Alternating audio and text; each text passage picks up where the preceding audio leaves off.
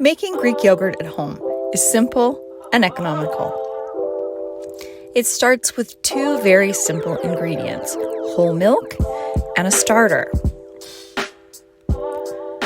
You'll need a large pot, a thermometer, 2 large bowls, a colander with small holes, and a clean piece of cloth. Start by pouring your milk into a heavy-bottomed skillet.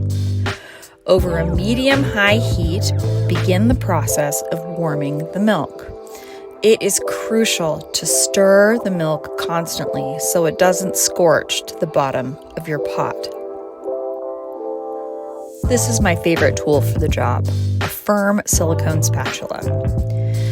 The objective is to scald the milk, which means to heat it to just below the boiling point. You'll see small bubbles form around the edge of the pan. This is what you're looking for. Once the milk reaches the scald point, transfer it to a glass bowl. Add an instant read thermometer and allow the milk to cool to somewhere between 112 and 115 degrees. I keep a little cheat sheet in my coffee cupboard. Once your milk has come down to the appropriate temperature, you'll need to skim off the skin that forms during the cooling process. Skim it off and discard.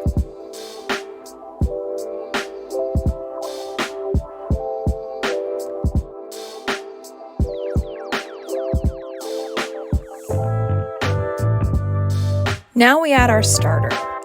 The start is a culture of bacteria responsible for the fermentation process that turns the milk into yogurt.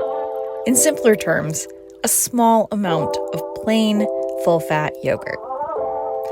Once the start is well incorporated into your milk, it's going to need a warm place to continue the fermentation process. In my house, that's the microwave. The light underneath the microwave creates the perfect temperature for fermentation. I do have to remind the people that live here in my house not to turn the light off and ruin the temperature. I do that with this little sign, because yogurt is yogurting. And now we wait, about 12 hours. How do you know when it's ready? When it jiggles. So our yogurt is ready to eat at this point, but what we want is Greek yogurt, and that involves straining off the whey.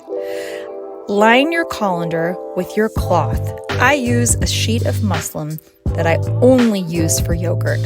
I wash it between batches with hot water and vinegar. That's it. I don't want my yogurt to taste like soap.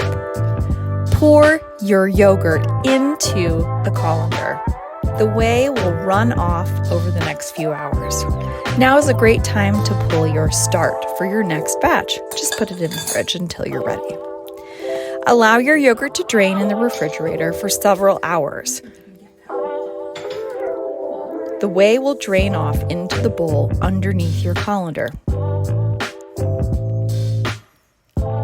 Whey is very nutritious. It's full of high-quality protein and many essential amino acids. It can be used as a replacement for buttermilk in baking, added to smoothies for increased protein, or even used to fertilize plants. Pop it in the fridge for future use. Once the yogurt is strained, it is so thick it will slip right out of your straining cloth. What remains is a rich, nutrient-dense, high-quality yogurt ready to be flavored in any way you choose. The yogurt can be sweetened with fresh fruit, with maple syrup, or our family's favorite, honey and vanilla. Date, label, and store your yogurt in airtight containers in the refrigerator. Flavored yogurt will last up to 2 weeks. Plain yogurt will last up to 3 weeks. Although I have to say, it never lasts more than a few days in this house because it's so delicious. Good luck making your own yogurt. I hope you like it as much as my 2 favorite kitchen helpers.